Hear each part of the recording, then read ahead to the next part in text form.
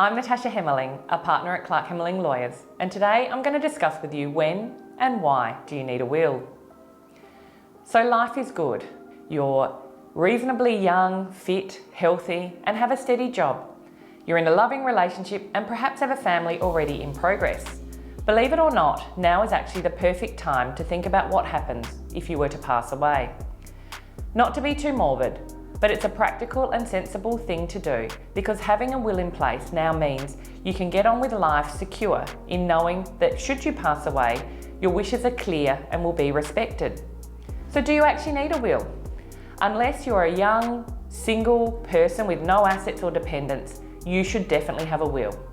If you pass away and do not have a will, you are said to have died intestate, and along with causing all sorts of headaches for your family, your assets may not be distributed as you wish because the Administration and Probate Act will apply, which sets out whom your assets are to be distributed to. If you are married and have children, you own some property or have significant assets, you do need to have a will in place. So why? Well, if you're married, it's essential to put in writing whether your spouse gets your assets when you die. They will likely inherit most of your assets if you die without a will, but why leave that to chance?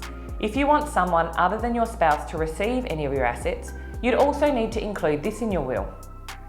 If you have children and want them to inherit your assets after your spouse, then you should put this in writing as well.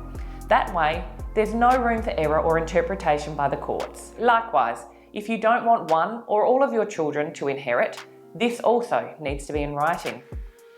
If you're single and don't have any children, then you may still need to have a will. Many people without children don't think they need a will, but it's important that you have one to make sure that where you want your assets to go is actually where they go, and that may be to a charity, for example. Of course, you should review your will every time you have a change in circumstances. A change in your personal circumstances might be getting married, remarried, getting divorced, perhaps separating from a spouse or partner. If you have more children, in each of these events, you should change your will to ensure that it reflects the change in your personal circumstances.